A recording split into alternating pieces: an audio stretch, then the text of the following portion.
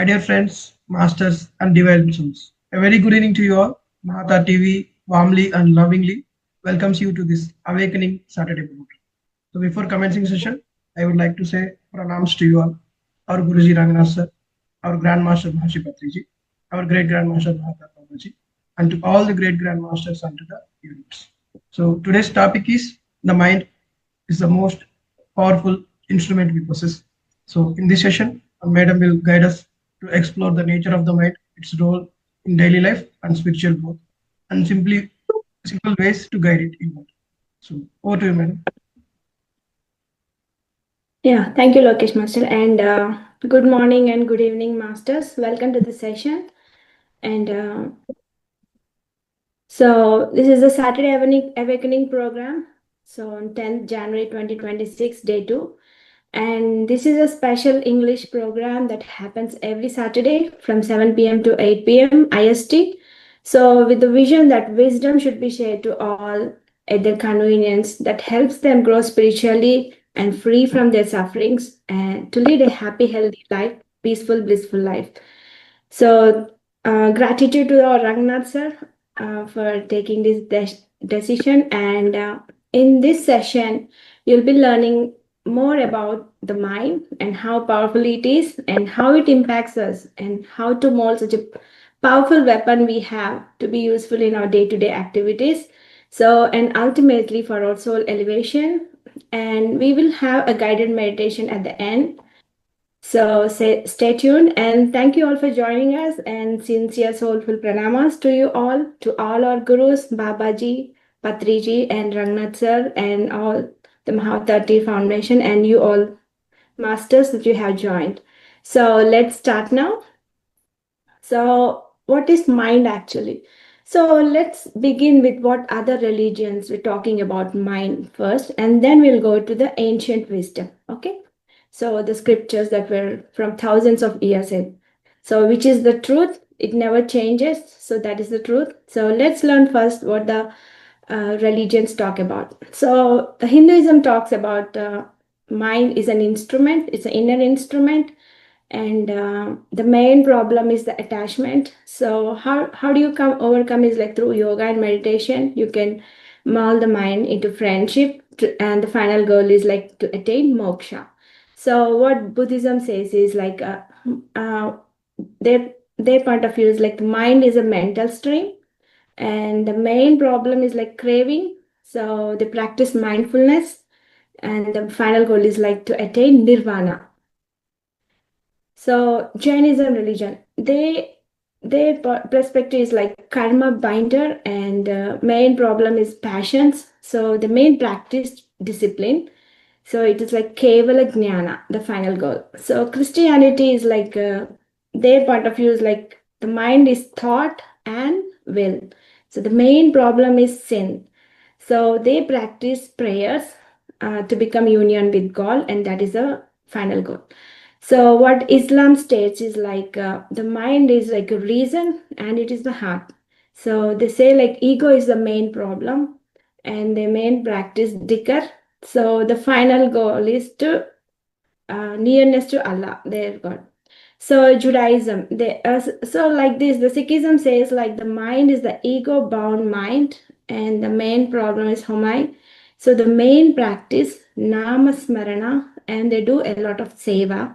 So the final goal is like union with Vaheguru. So these are the religious perspective point of view. So how they view the mind and how they think what's the problem is and what they do the practice to overcome it and make the mind as a friend, and how to attain the final goal like moksha, nirvana.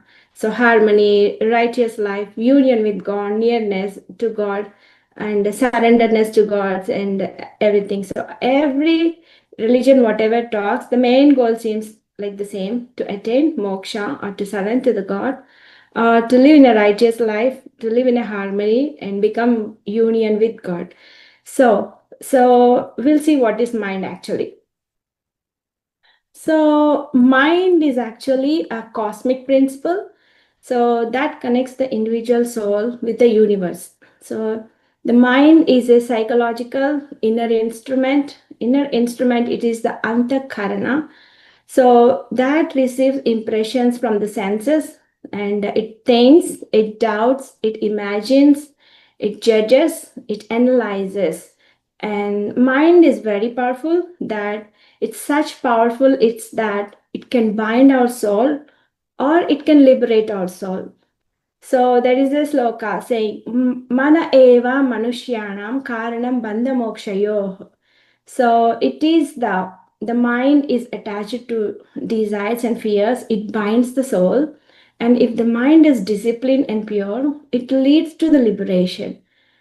So, so for example, if two people, so if they lose the same amount of money, okay, so person A keeps thinking, why me? Why it happened only to me? So my life is ruined now. And he falls into the depression. The person A falls into depression, thinking his thoughts like, why it happened only to me? Why my life is ruined? So a disturbed mind turns small issues, even a small issue, into a suffering. Correct? And person B, let's take another person. So person B thinks like, okay, I have lost the money. I will learn from this. There is some lesson that I need to learn, and I'll recover this. So there is an aspect of growth that is found in his thought. So a calm mind turns problems into lessons, right? So that is how our mind creates suffering, and it also creates freedom. It all depends upon our thoughts, the mind. So the situation here is the same, but the mind created suffering to one and mind created freedom to the other. So what does this mean is like the heaven and the hell are not the external places, they are the states of mind. So we came to know what is mind. So let's learn what is the nature of the mind actually. So to overcome, to deal with the mind in a friendly way, we have to know what is the nature of the mind, isn't it? So let's learn the nature of mind. So mind is restless. So it's like a monkey, funky monkey they say, but it's nothing like difficult. It's little difficult, but it's nothing impossible, right? Because the word impossible itself, I am possible. So the monkey, so even the Hanuman from Vanara Sainyam, the monkey, so from the monkey world, so he became a god, right? So there is a possibility to treat the mind to become, to attain the yoga, to attain or to reach the God, self realization or the God realization. So here, the nature of the mind, it says like mind is restless. It's like a funky monkey, like the waves on the ocean, every time changing. So every time moving. So it constantly seeks objects. It constantly seeks the pleasure. It constantly seeks the distractions. So actually, our mind operates at four levels of functioning. So the Chandogya Upanishad says like Antah Karana cha Chittam Mano Ahankaram Buddhihi. That means mind creates thoughts, doubts, and it creates plans, and that is the mind. So wherever a thought is created, it is from the mind. So the second is the intellect. Intellect is the buddhi. What is buddhi? Buddhi means when we get a thought, the buddhi starts analyzing the thought and it decides what to happen next. So buddhi is the analyzing and deciding nature, and it discriminates and judges. So this is the intellect. So based on the intellect, based on the wisdom we have learned, based on the intellect, whatever thought is created from the mind, it goes on in the future, and it is our future.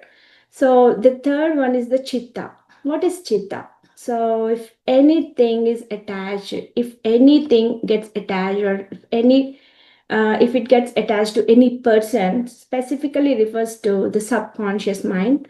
So it is the mind's storehouse for memories. It could be from past life, it could be from the past in the same life, and those are the impressions we call samskaras. and the tendencies. So it is actually the chitta, it is the eye of the soul. So reflecting reality, but getting distorted by past experiences. So yoga calms its fluctuations. So chitta is the main thing, the fluctuating, the vrittis. So for clear self-realization, Patanjali Yoga Sutra says, Yoga's chitta vritti nirodha. So that is, yoga is quieting the mind's activities to find inner stillness and the true self.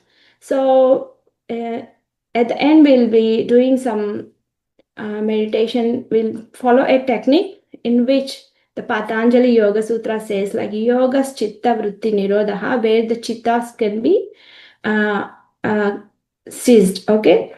And the fourth one is the ego. So ego is the ahankara. So it's like a sense of self-importance and self-esteem.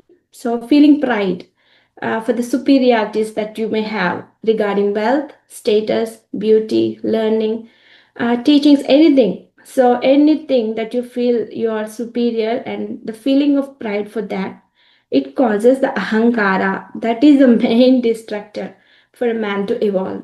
So even after practicing long meditation, even a person reaches the higher, because of ego or ahankara, he's dragged to bottom. So that is the main ego or ahankara that a person should keep in mind and should be aware of the time, all the time. So even Adi Shankaracharya explains the categories of mind in Nirvana Shatakam, right? Even the Shatakam, the para starts with the mano. So that's how the important the mind is. So what does he say? Mano buddhyahankara chitta ninaham. He says like mind is subtle, luminous, and changeable, and mind is the main thing, and he describes the four functionings of the brain mind. So the mano, the buddhi, the ahankara, the chitta, right?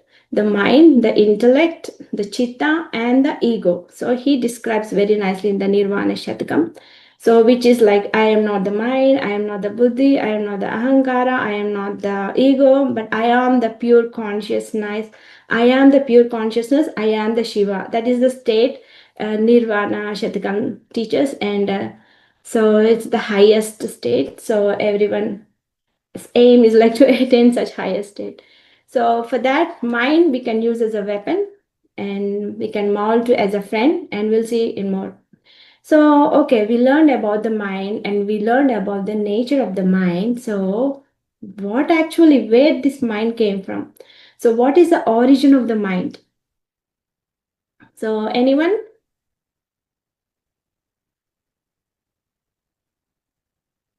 About the origin of the mind? Thoughts. Hmm. No, origin of the mind. From where did the mind came actually? Thoughts.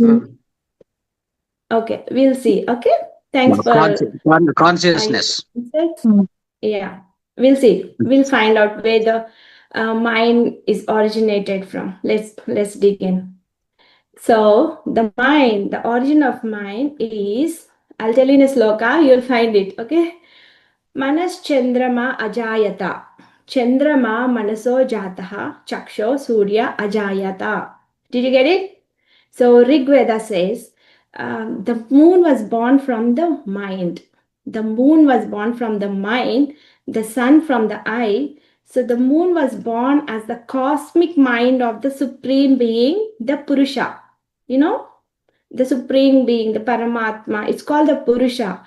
We are called the Prakriti. So one thing is like we tell like man as man on the earth, like we tell Purusha, and women is Stri or Prakriti, right? So, but the man and woman both are Prakriti. The consciousness is only the Purusha. So the nature we have is Prakriti. So Prakriti means nature, the creative power, material cause of the universe, and the dynamic power of the creation. So the unmanifest source of mind, the body, the senses, and the matter, ever changing. It's like constantly changing. But Purusha is like truth, which never changes. It is the consciousness. So Prakriti is the energy or nature, and it's the creation happens when Purusha reflects upon Prakriti. So we know Prakriti is the we use the so hum mantra, right? The Prakriti is like we know the Kundalini awakening, the Shakti reaches the consciousness, and the Prakriti is the root chakra, and the Purusha is the Sahasrara, the consciousness. So that is the reason we do so hum. So we'll learn about that in detail in the future in this session. Okay. So this shows the mind is luminous. So sometimes the moon is like bright and sometimes it's no moon, right? There's fluctuations of the split light and all, right? This shows the mind is luminous and this is subtle and the constantly changing, just like the moon. So that is why we compare. So that is why when the moon, like on full moon day and all, we meditate more, and on full moon day and all, whatever qualities the mind carries, they enhance more. So if a person is having anger on full moon day and all, and around those days, the anger increases. If there is a lot of love in that mind, the love increases. Whatever character you have, that enhances during the full moon day. So that is the reason. So this shows like the mind is constantly changing, just like the moon, right? We get Krishna Paksham, and Sukla Paksham and all, right? Full moon, no moon, like that. So life is a combination of these two. Like we learn Prakriti moves and changes, and Purusha observes. It's still and it's the truth. So, for example, when you get angry, frustrated, or excited, it's Prakriti reacting. And when you stay calm and aware, it's Purusha witnessing, right? Without getting lost in the emotions, it is just witnessing. So, recognizing both aspects in daily life trains the mind, the Prakriti, engage with the world wisely, and Purusha, stay anchored in your true self. So, we should learn both the Prakriti and Purusha, like engage with the world wisely, since we are living on this earth, on this planet. So, we have to engage with the world wisely, not make any karma more, and stay anchored in your true self. Just witness them. Okay, that is the best thing. So, meditation often focuses on Purusha, simply watching the mind without getting attached to its reactions. This is the main thing that we need to practice. So, for our improvement and all, right? And example, some days the mind is peaceful and some days the mind is restless. This fluctuation is natural, right? That is the Prakriti. So, and Vedas declare that mind comes before even the senses and actions. So, manohi prathamam devanam. So, before any speech or before any action, before any worship, the mind initiates everything. So, the karta karma kriya, everything, the planning and all is the mind. So, hence, control of mind is the foundation of the spiritual and the worldly life. The spiritual, right? And the worldly life. So we have to balance these both by controlling the mind and the spiritual life and the worldly life. So mind comes first before you speak to anybody, to your children, or if you're working to a colleague or at family, to a spouse. So first a thought arises, then emotion, then comes the words or action. For example, if the thought is angry, then you get the harsh words, and if the thought is calm, you get the loving response, right? So the mind is the starting point of everything and anything we have to keep in mind. So what does Katha Upanishad says is Indriyebhya Paravarta, means the hierarchy of existence is senses. So senses are superior to objects and mind is superior to the senses. So without mind's involvement, senses cannot function meaningfully. So for everything, mind is the most important, right? So here, you can see this actually, the senses and all. You can, for example, you see sweets during fasting, okay? Your eye sees that, your tongue wants to taste it, but your mind decides not today. what happens? Everything stops. So senses will pull outward and mind has the final authority. So if your mind is strong, the senses are, listen, they follow the mind. So the important thing is like the mind should be strong. And manohi dvitiyo devaha means this statement teaches that after the supreme divine Paramatma, the mind itself acts like a god in the human life. Oh my God, can you believe this? We thought only there is one God, but we also have the second God, that is the mind. Let's see how it is. So the mind has the divine power because it can create a boon or it can create a curse. So heaven or hell for a person is the mind. So what the mind believes, the person experiences. A pure disciplined mind uplifts while an uncontrolled mind binds and destroys.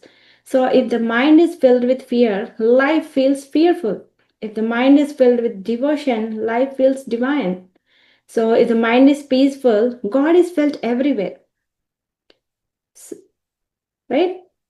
And control the mind and you control destiny. So if your mind is pure and all, even if you live in a hut, it looks like very happy.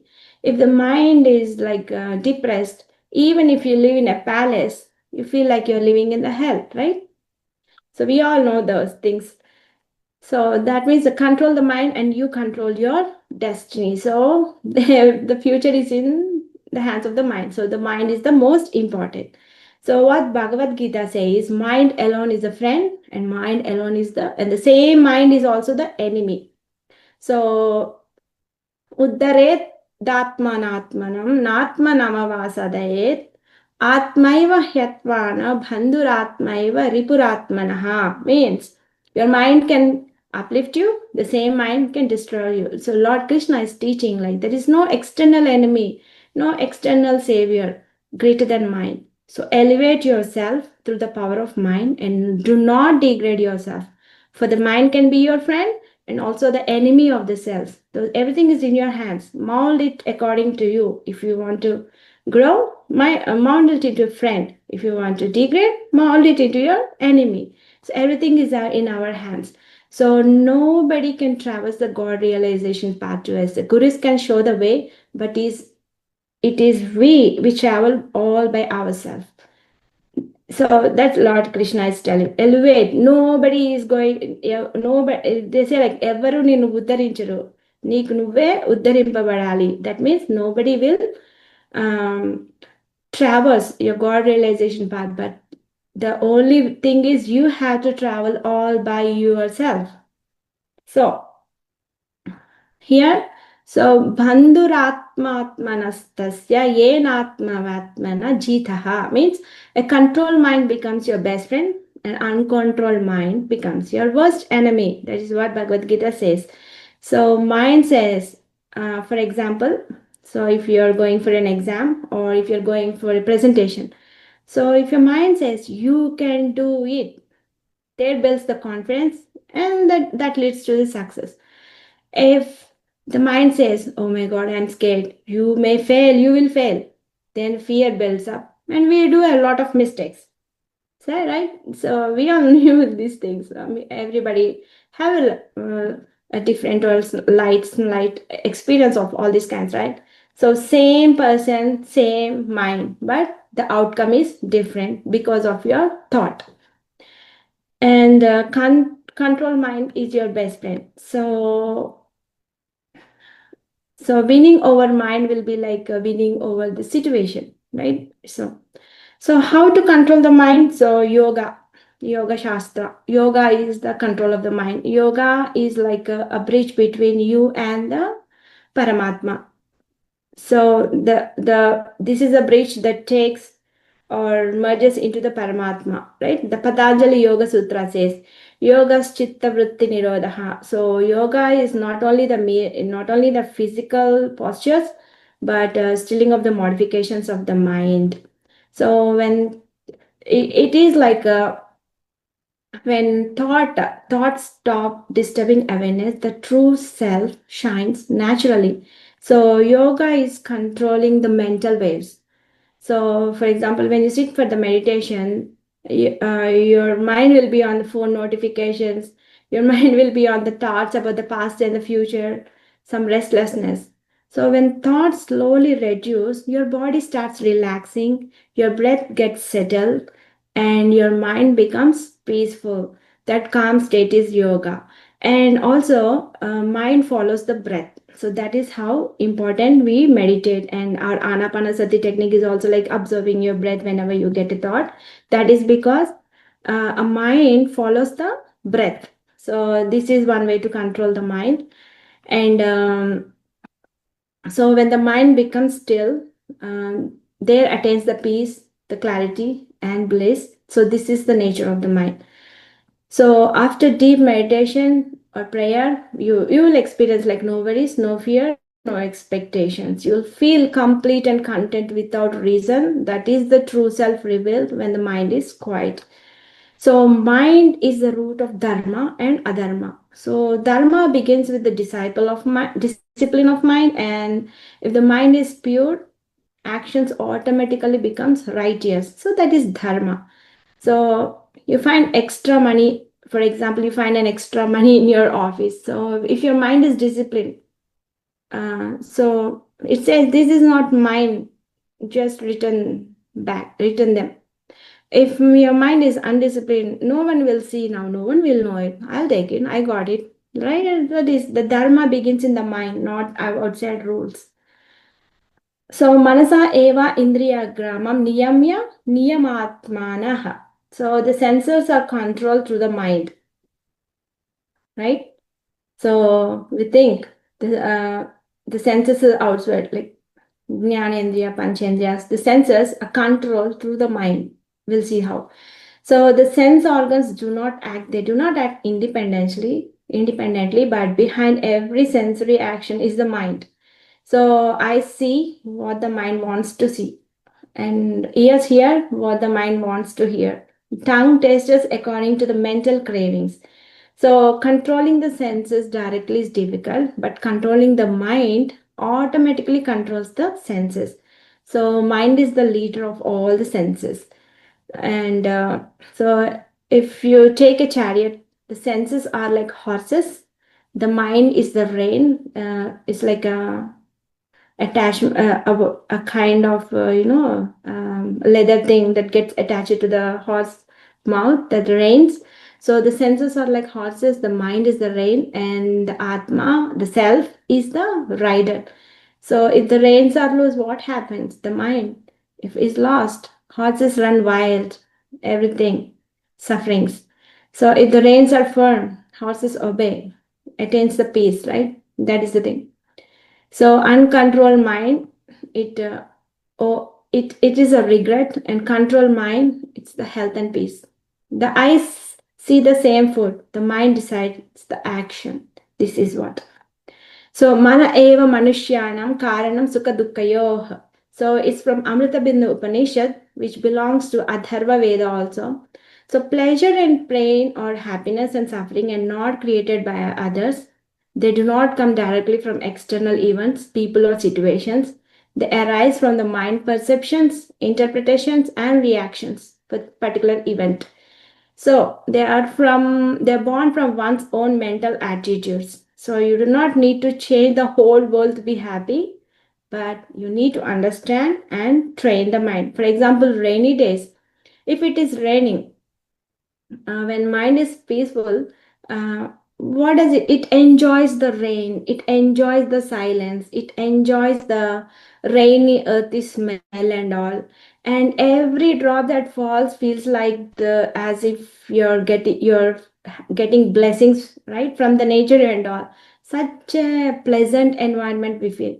And opposite, when the mind is disturbed, we feel like even the sky is crying. It's like the water is irritating. We see the roads like everything water and all. So the traffic jam and all.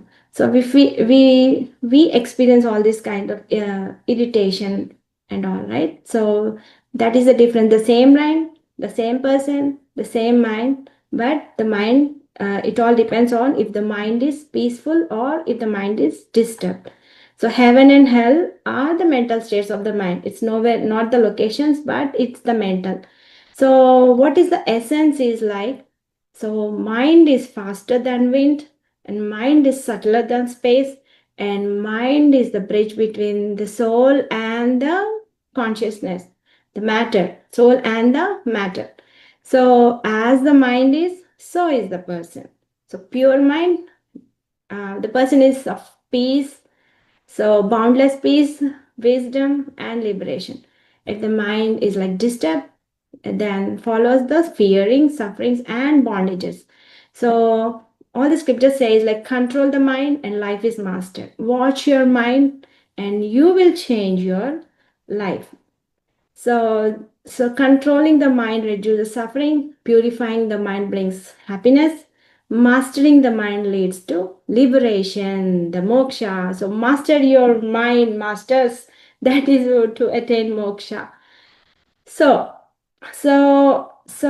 Vedanta or yoga or Bhagavad Gita or the ancient wisdom scriptures, everything says like meditate and and have the awareness, be self-aware, and have the detachments, and uh, and have the right understanding of any aspect. So simple daily life example is like if someone insults you, okay, so the insult itself is just a sound, right?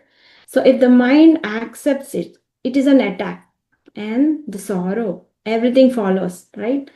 And the other phase, if the mind remains detached, you don't bother at all. You will see the like their state of mind. It's not from me, right? So the peace remains.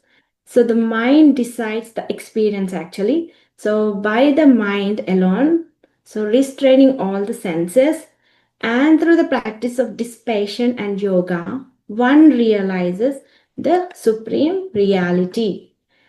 So even so the morning meditation every day, like practicing meditation whenever you get time, at least for 5 to 15 minutes. It could be short, but it could be many times. The mind gets trained automatically. Say, for example, the strength elephant, you know how strength it has, right?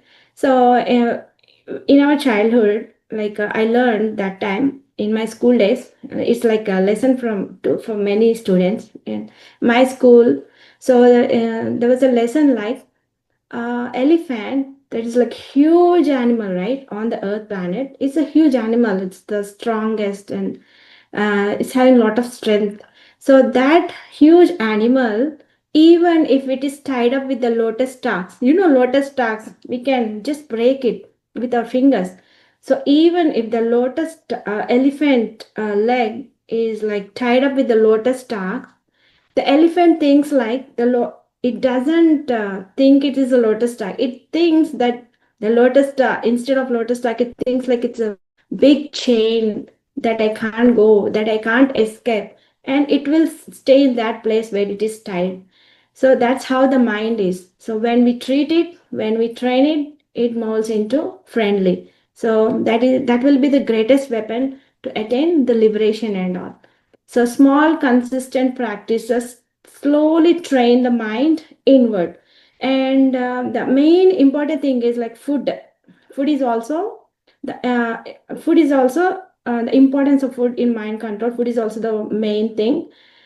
So there's like so many Upanishads and Bhagavad Gita slokas. Actually, so purity of food leads to purity of mind and finally liberation. So eat pure, clean, fresh food. Mind becomes calm. Memory and focus improve. Spiritual clarity. So mind is formed from the subtle essence of food. Sattvic food nourishes clarity, health, and happiness. So rajasic food agitates the mind. So tamasic food causes dullness, right?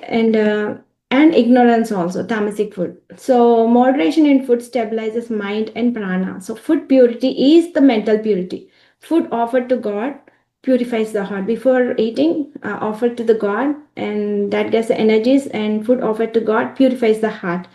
So it's like uh, gratitude showing, right? Gratitude showing or practicing gratitude is the frequency level increase. So when the frequency level increases, your frequency gets increases, and the people approaching around you also changes. The higher frequency people approach you, and so you are going to tackle with those kind. It's all good things, right? So balanced food supports yoga. So these are all the things. So mitaharam. So mitahara viharasya yogo bhavati dukkha. Means a balanced food supports yoga. Discipline in food helps control senses and mind. So balanced diet maintains emotional balance. So these are the things. Food is the main thing. So do not eat animal flesh and all. Eat nice sattvic aharam. Do not eat more salt. Do not eat more sweet. Do not eat more sour and all. Do not eat too hot. Do not eat too cold. So all these nadis gets cleansed eating food, taking all these precautions and all. So maintain vegetarianism, and that's what our Ranganatha also says, all, and Patriji's also says. So the control the mind. So we'll go into the meditation soon. 2 more minutes, masters, and I'll finish up with them. So so there are few steps that you control the mind. This is very important. We learned about the mind, the importance, how powerful it is, and the results, like how you tackle the mind and all, right? So now the important step, final step, is controlling the mind. This is I'll tell you in practical steps. So step 1, observe the mind. You should be aware of your mind, the self-awareness. Keep on checking every day, every night. So continuous practices, you can attain anything, right? Sit quietly and notice your thoughts without judgment, and observe repetitive desires, fears, and impulses. For example, if you feel anxious about tomorrow, simply notice this is a thought. This is not me. This is only a thought. And see it's passing away like a cloud in the sky, right? So Upanishad says like awareness is the first stage of control. So when you're aware what you're doing, that is the first stage of control. Okay. And step 2, restrain the senses. It is Indriya Niyama. That is, mind control the senses. Okay. Mind only controls the senses. So before reacting to anything, the sound, if anybody scolds like that, any sounds, any taste, any touch, any pause, ask yourselves, do I really need to react now? Do I really need to react now? So in what way is it going to benefit me or worse me, like that? So example, instead of scrolling social media compulsively, notice the impulse, then let it pass. For some these kind of things, if we postpone next after 10 minutes, after 15 minutes, then we can overcome, right? So this is manasaiva indriya gramam niyama. So by controlling the mind, you control everything. Okay. And step 3, practice vairagyam, dispassion. So how do you do that? So understand the worldly pleasures. They all are very temporary. Today we are struggling to gain the home, to acquire a car, to like earn more money and all, right? What we take while going, we take nothing. Even Alexander, he conquered many countries and all. On his return, Yogi told like, you are going to die soon. Then Alexander, he went home, and he, like, afterwards he observed, I have conquered this much of words and all. Like, what is in me before I'm going? Nothing, right? So he keep his hands. When he's buried, he asked like, I want my hands to show the people like nothing I'm taking. Why you are stressing out the whole life and all, right? So practice vairagya. So reduce attachment to objects, people, or outcomes. You just do your job, your responsibilities, but do not have much attachments on the people or the things or the outcomes. So do the kriya, but do not go for the result, right? So everything we have to do like surrender to the God. Krishna arpanamastu, Ishvara arpanamastu, whatever God you think, offer to Him, surrender to Him. That's it. So for example, if you enjoy eating food, you, I'm not dependent on it for happiness. I'm enjoying the food. I'm enjoying the taste, but I am not dependent on it for this happiness like that. So dispassion doesn't mean renouncing life. It means inner freedom from craving, right? It's nothing renouncing from life. It means inner freedom. You have to be free. Do not get attached. Enjoy your life, but do not get attached. Because the happiness is within you, not from the outside, not in the things, right? We all know that, right? So dispassion doesn't mean renouncing life, but it means inner freedom from craving. And step 4, we learned step 3, 3 steps, and now to step 4, the meditation. This is the crucial thing, that you turn your mind inwards. So focusing the mind on the self or a meditation object, the breath, mantra, light in the heart. Sit comfortably and bring attention inward, observe innerness. I will guide through how, so we can experience this, okay? So anytime the thought arises, gently return on your focus on your breath while meditating, because the goal is like the mind gradually withdraws from external distractions and resource on its source, the self. So these are the things. So he who knows the self is the supreme controller, and the self does not change. So when mind is steady, senses are controlled, and focus on the inner self. So realize the peace, the bliss come from within, not from external. And this is the moksha, the liberation.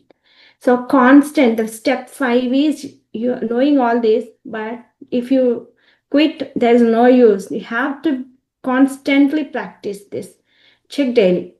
Or your actions reactive or conscious, and observe patterns of mind and gradually train it to remain steady, angry or anxious.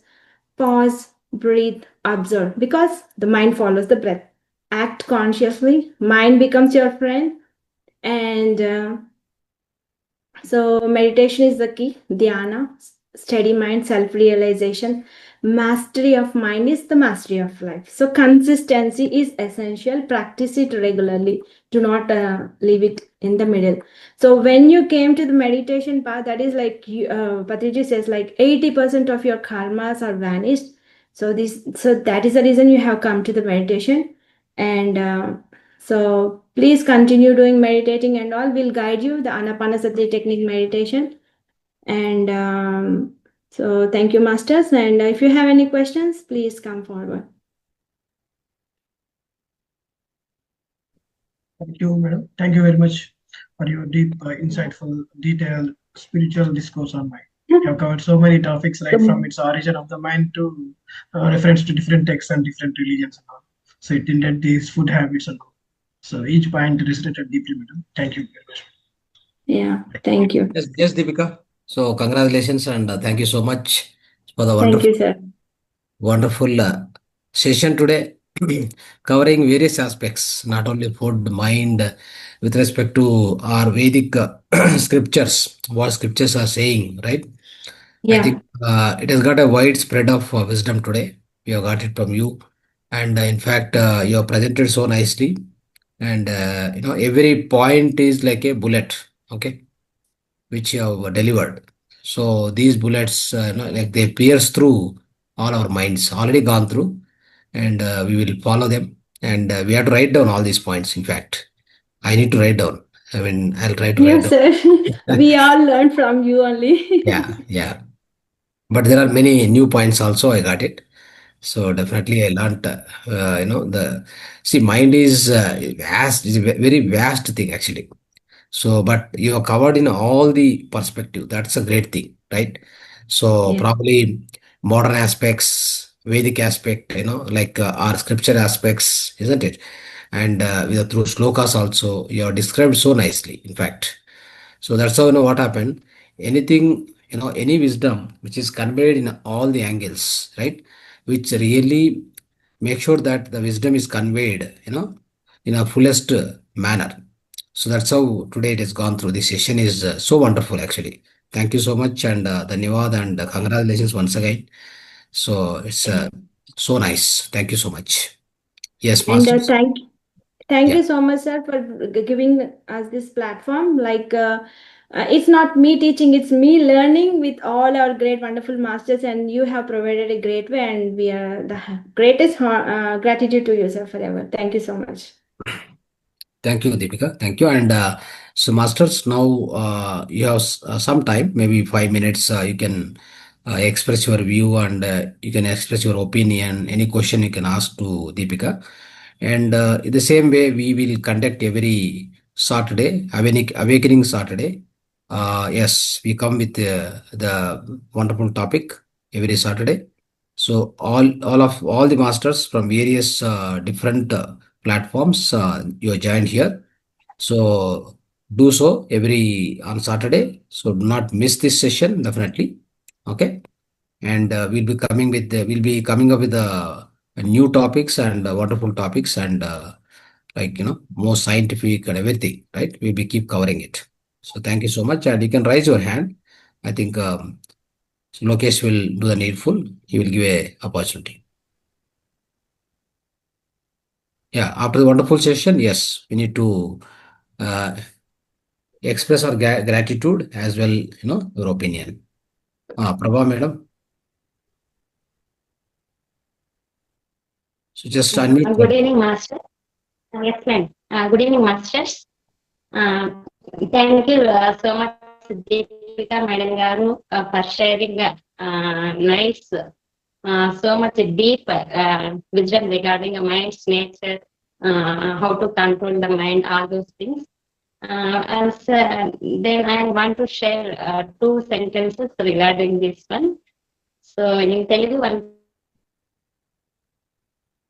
వినకూడదు, మనం చెప్పినట్లు మనసు వినేలా చూసుకోవాలి. Then another thing is there in some spiritual book, if you control your tongue for tasting many foods, automatically control we can able to control our senses, and which will leads to the control your mind. Then I learned some Buddhism books. If any, so once time on the face of Gautam Buddha, so when ignorant person came and spit. So during that time, Buddha not showing any angriness towards, Right. showing some Okay. compassion to that ignorant Yes. person. Ready, Prabha. Prabha, madam. So make it short and short and sweet, Yes, because other masters also. Yes. Okay. Right. Sir, if anyone insults us, first we have to question ourselves, is it necessary for me to react like that? Is it beneficial to me? Then there is no benefit, no need to react. Just we have to take deep breath, pause and observe like a witness or like a star. Thank you. Thank you for giving Be this the witness. Yes, thank you so much. Yeah, if you have any questions, please come up, masters, and soon we'll start the meditation. Yeah. And I'll guide you. So how to overcome thoughts level by level and all. So Yeah, please I mean, stay many here. of you can send message also. Yeah, you Yeah. can send Sripali, madam. Yes. chat box. Okay, right. Yeah, thank you so much, sir, for giving us this beautiful platform, and thank you, Deepika ma'am, for a wonderful session. We are very grateful for you, sir, for giving us this beautiful platform. Thank you, and thank you, Patriji sir, also. Right. Okay, so remaining members, you can send a messages if you have any question. Otherwise, you can send your opinions, everything in your Sir, good gratitude. evening, sir. You can send Meditation ఏ టైంలో chat చేయాలి box. Sir? Yeah, who is speaking? Meditation ఏ టైంలో చేయాలి? Okay. You have joined today, from today onwards? Yes, sir. Okay. Meditation you can do whenever you are free at your mind. Okay. Okay, okay, sir. Whenever you are not occupied fully, that's the best time for meditation. Okay. Okay, And okay. today you just go through the session, you learn how to do meditation. Okay. Right. Okay, Okay, okay. Thank you, Deepika. sir. You can start, I think, meditation. Yeah. Yes, masters, thank you so much. And thank you, sir. And please sit comfortably in a sukhasana. You may drink some water and keep water beside you. Sit in a comfortable postures in sukhasana. If you're sitting on a sofa or chair, you need to cross your feet.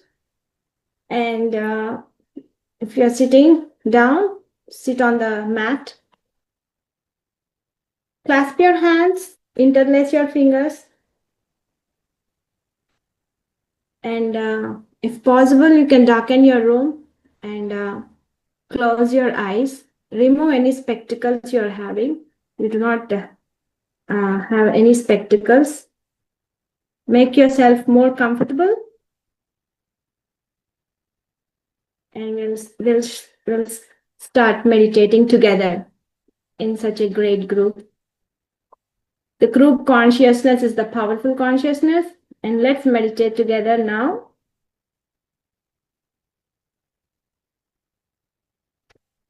Sit in a comfortable posture. We follow the Anapanasati technique of meditation, and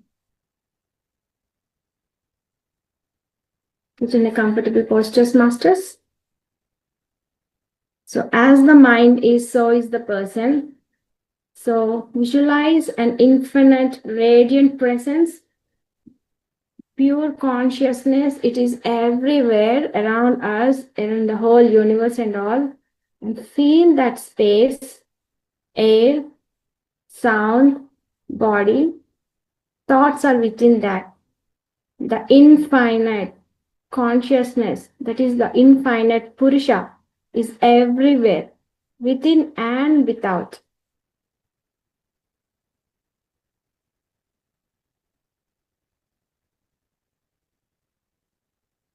Observe your breath. Breath moving in me is the same life force everywhere. So it is the energy we are getting connected. So this removes the feeling of separation, and this unites us with the universe, the consciousness. It is the energy. So visualize an infinite radiant light passing through your Brahmarandra, that is the cosmic energy.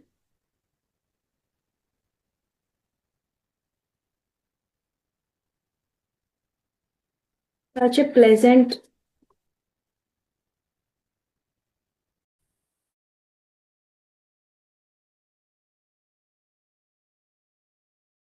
Take a deep breath.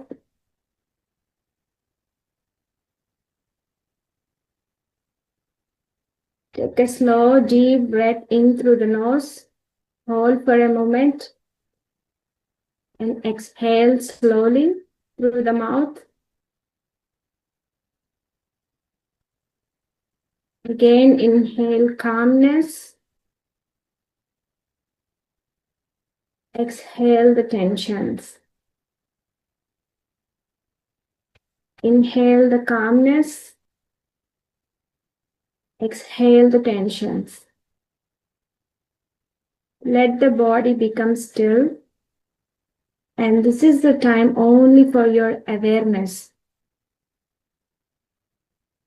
Inhale,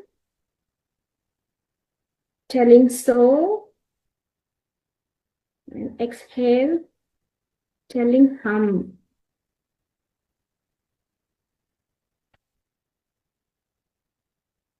Inhale, telling so within you. Do not utter outside, just tell within you. Inhale, while inhaling, say so. And while exhaling, say hum. It means I am nothing, I am the breath. So hum.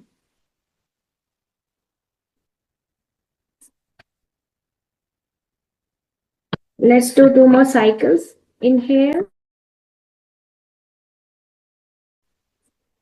and exhale.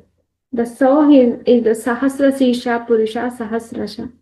Sahasrapad. It is the so that is we are using from Purusha Stup.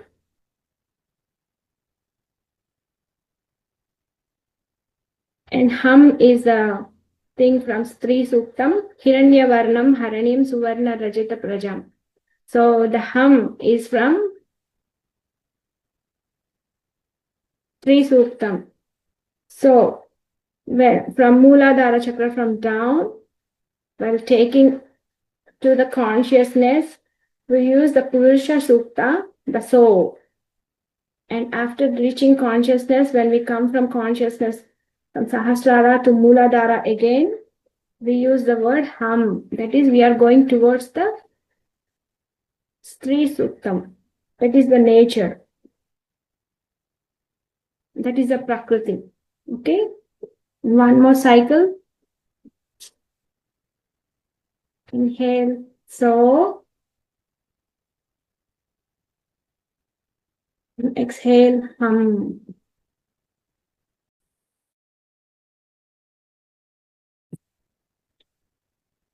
So with every breath, you're bringing the awareness. To bring awareness on the top of your head, softening, relaxing.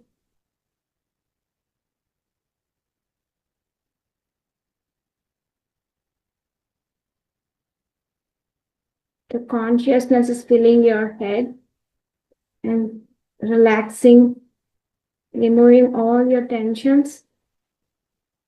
The consciousness is reaching the forehead, the back of your head, the eyebrows, eyes, ears, nose, mouth. Relax the jaw, relax the tongue, relax the throat. Let the eyes sink back peacefully. The consciousness is spreading down. Drop down your shoulders gently, effortlessly. Relax your arms. Consciousness. The cosmic energy is entering the chest. The breath is flowing very naturally, removing all the tensions from the chest. The cosmic energy is spreading through the abdomen, front and back. You're feeling very peace. Your tensions getting away. The abdomen is now relaxed. The cosmic energy is spreading to the thighs, hips, knees, cuffs, and feet. Now you're feeling more relaxed. This is how you're cleansing your aura. Feel the entire body grounded and still. And now your aura is very strong. No influences can influence you now. You're with the pure consciousness. Now silently affirm, the body is relaxed and I am aware. The body is relaxed and I am aware.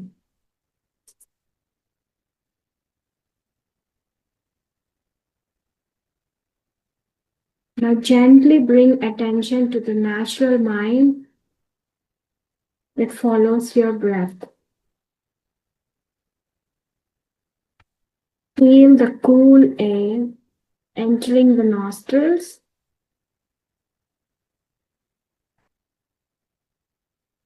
And feel the warm air leaving, going out from your nostrils.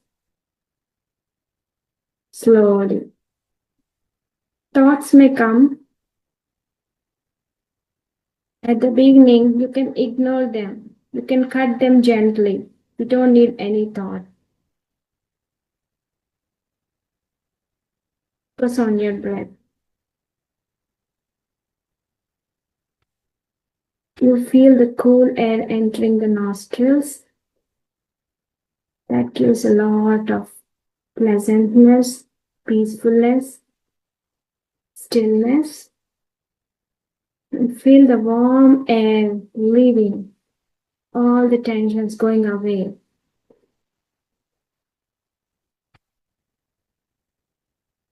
Each time the mind wanders, softly return to the breath. Do not follow them. Whenever the thought arises, gently return to the breath and observe your breath. If you don't have any thought, start meditating. Do not follow any thought. You remain the watcher. You remain you watching that. And now silently note this. Breathing is happening and I am watching. Breathing is happening and I am watching. Wandering is natural, just return gently. Now witness the mind. You are watching the mind. You are witnessing the mind. So you are the seer, not the seen. So you are watching the mind. So you are not the mind. You are watching the mind means you are not the mind. So you are not the mind. Then who are you? Inquire yourself.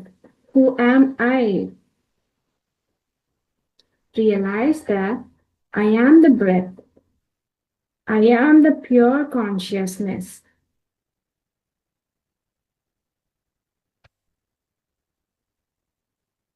You are not the mind. You are the breath.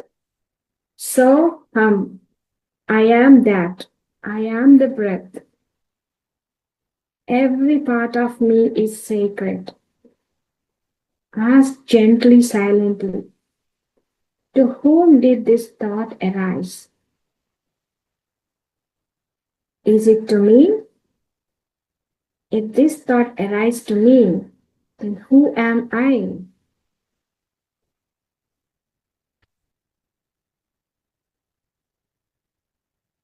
The scripture says like, the knower of the knower is Brahman. The knower of the knower is Brahma. You are the creator. So let the mind sink into silence.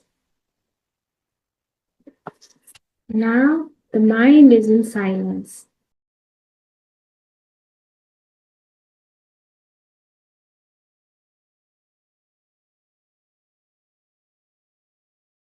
Mandukya Upanishad says, silence is the highest teaching.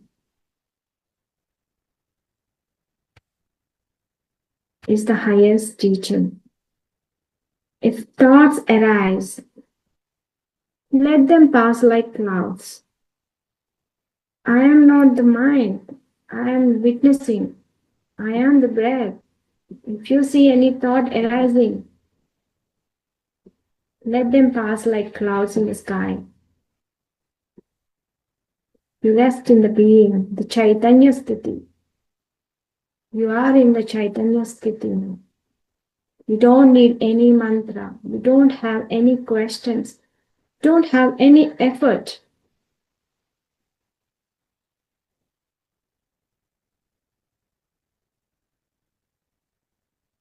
You're not meditating to become peaceful. You're meditating to realize you're already at peace.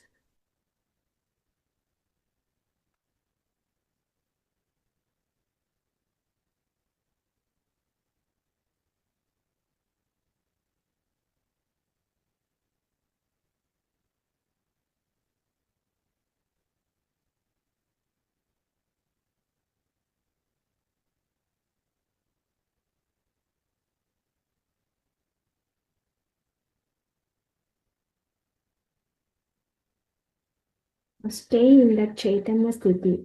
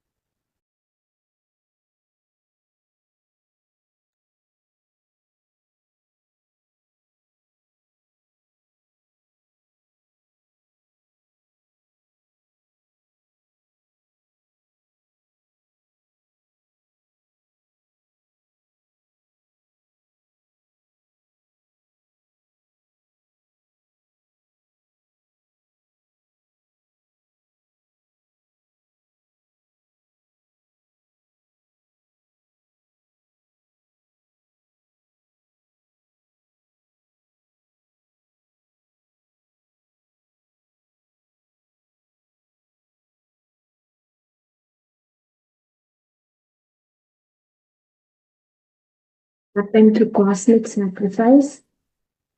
So in meditation, the ego, fear, and desire all are offered to the awareness. With each exhale, mentally offer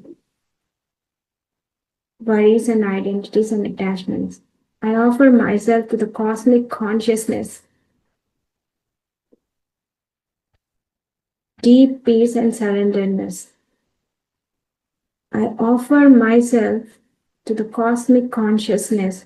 I am the consciousness. So enjoy your state of meditation.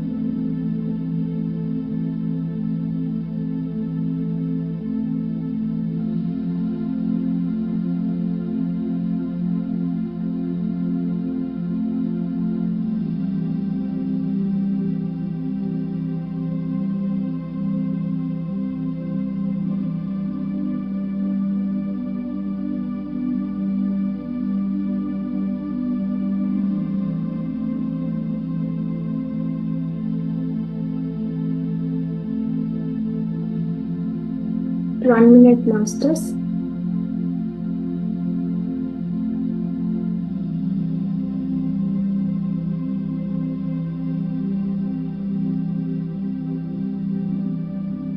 Yeah, no, 78 meditation.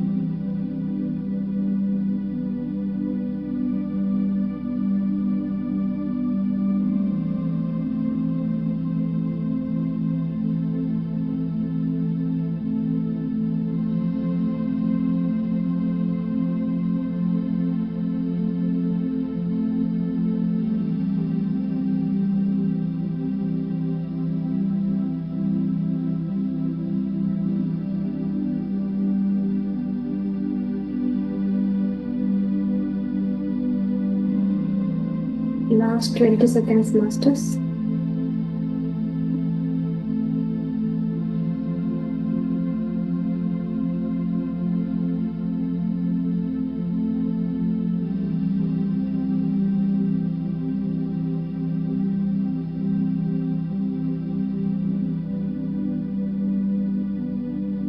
Last 10 seconds, masters.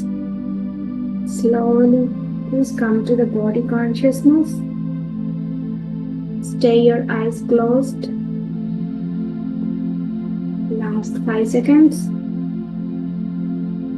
5, 4, 3, 2, 1.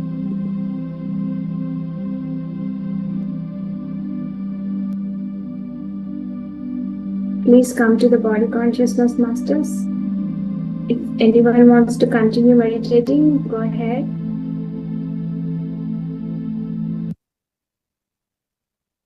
Now slowly take your palms and rub them. Put them on your eyes for 5 seconds. 5, 4, 3, 2, 1. Now slowly open your eyes, looking into your palms. And then spread all over your body, your hands from the head.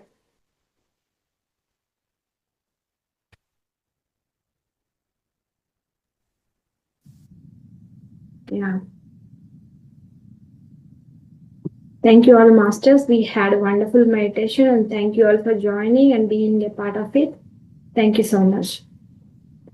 Thank you, madam. That was a beautiful meditation and wonderful session. Let's thank all the masters. Let's thank Universe and Mahavatar Foundation for giving us this wonderful platform to learn wisdom from many masters. And let's thank all the masters who have attended the session. Thank you all.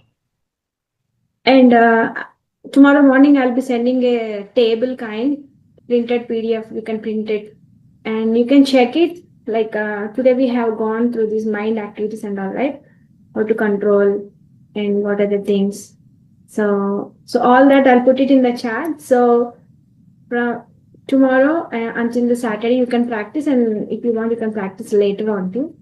So you can check yourself. You'll be getting awareness, and you'll be realizing how much we have progress and what are the things we need to progress and all. So in that way, it helps us to keep us on track, and it's like consistently we can keep on practicing and focusing and improving ourselves. So let's create our own heaven.